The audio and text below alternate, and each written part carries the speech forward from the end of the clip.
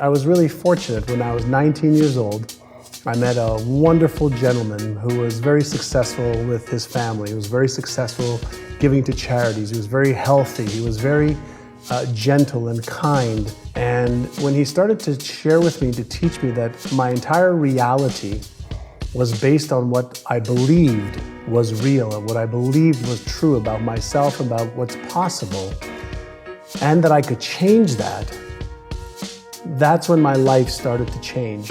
And he said, if you start to change the way you think and you start to learn every day for 1 hour to upgrade your knowledge and your skills, and then you take action every day on the things that are the most important instead of all the different things that you can do. He says, if you focus on doing 3 to 5 things every day towards your goals, he says in 1 year, you'll be at a totally different destination. 3 years, amazing. Big distinction. 5, 10 years, your life won't be the same. And I was tired of living a mediocre to less than mediocre life.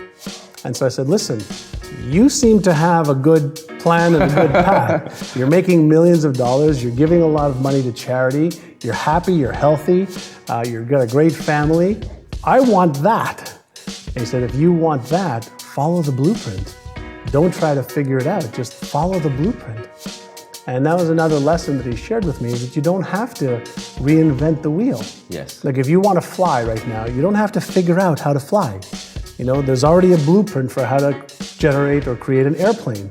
Yeah. So if you want to be healthy, there's already a blueprint. If you want to make more money, there's already a blueprint. If you want to buy real estate or the stock market or start a business and grow a business, there's people before us that have already got the blueprint. And all you have to do is paint the numbers inside the box, and then you can use your creativity. So I just became a very good follower for a long time of things that worked. And when you follow things that work, it's like having the combination to a safe. If somebody gives you the combination to a safe and they tell you turn this way a little bit, turn this way a little bit, turn this way a little bit, turn this way a little bit, then open it, you can have access to it. But most people don't look for the combination. And then even when they get the combination, they try it in the wrong order. The law of Goya is simply get off your ass. So if you think and you believe and you emotionalize, and you visualize, and you create your plan for how am I actually going to achieve this? So what do I need to do? When am I going to do it? How specifically? How am I going to tweak it, measure it, and iterate it so that I'm consistently making progress? I learned the value of progress versus perfection. None of my mentors ever had me focus on perfection. They had me focus on progress to just keep getting better. Little incremental gains every day, every week, every month, every quarter. And even when you move backwards a couple of steps, what's the progress that you made and what you learned? So I was taught that failure is an opportunity to learn. And I was also taught to disassociate me being a failure from failing. So for me, for example, my number 1 highest value is God. My number 2 value is my health. My number 3 value is my family. My number 4 value is contribution to the lives of others. My number 5th value is fun. So every day when I wake up, I think about what am I doing today to connect with God? For me, just for me. It doesn't have to be, it's not religious, it's just for me. Then what do I need to do every day to make sure that I'm healthy? What I need to do every day to make sure that my family and my dear close friends who are part of my family, that I have the relationship that's rich.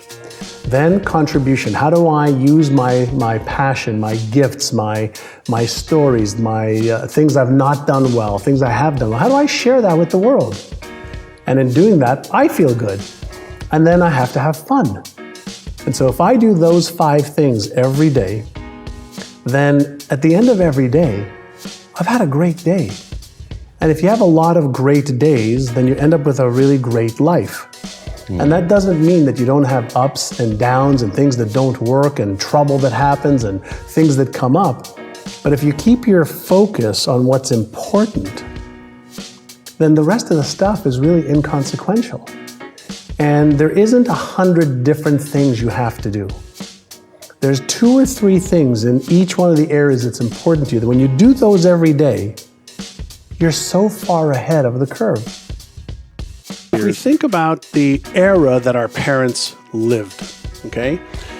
Great Depression, right?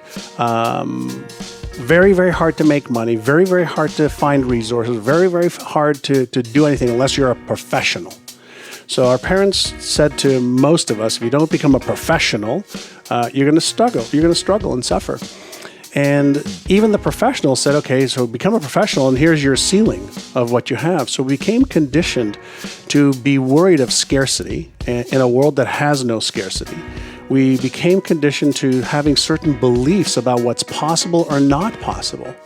So even now, as we we're sitting here and we've got this, amazing election time. Crazy. One of the things I've been thinking about is, there are some people that believe that if Donald Trump wins, they're going to make a fortune. And there's other people that think they're going to lose everything.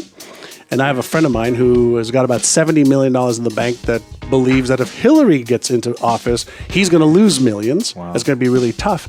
And what really is, going on in people's heads, it's all of their references, their beliefs and their perceptions that are locked away in the implicit part of their brain that is driving those thoughts and even the behaviors. They may not even be aware of it. They're not even aware of it, yeah. They can be, but they may not be.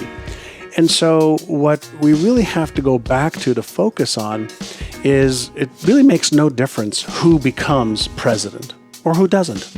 If you have the belief that regardless of what happens in your external world, you can navigate towards the success that you want. That's a belief. And beliefs are the lens by which we actually see the world and by which we behave. And so if you want to change your results, don't focus on changing your behaviors, change your focus on the beliefs that drive your behaviors. What happened for me personally when I was a teen, between the age of 13 to 17, I got into an enormous amount of trouble with the law. I did a lot of unethical things, and I was getting myself into so much trouble. And I had one mentor that my brother introduced me to. His name was Alan Brown. He was a very successful philanthropist, entrepreneur, and he agreed to meet with me for lunch one day. And he asked me, why are you doing these things? You seem like a nice young kid. And I said, I don't know. I just want to make some money and I just want to fit in. He goes, but you seem like you're intelligent. Why don't you just use your brain's natural abilities? I go, well, listen, based on my education and based on what the teachers have told me, I'm not going to do very well in life.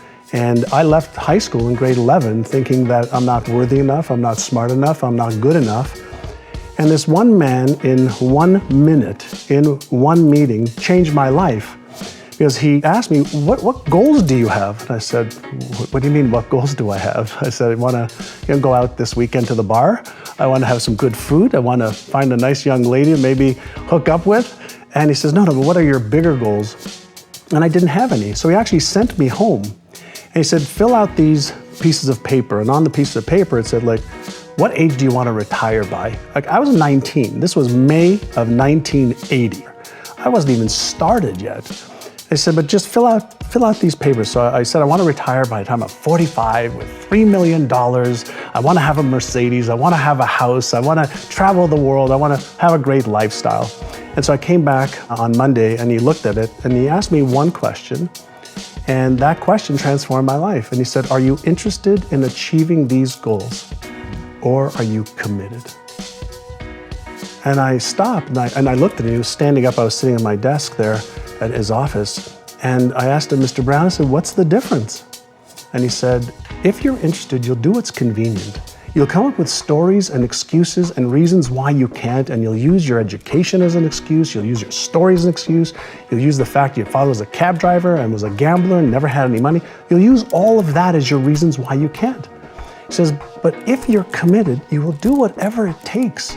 You'll let go of your stories. You'll let go of your excuses. You'll let go of all the reasons you currently have that are formulating your identity of yourself. And you'll learn how to let that go and become who you are destined to become.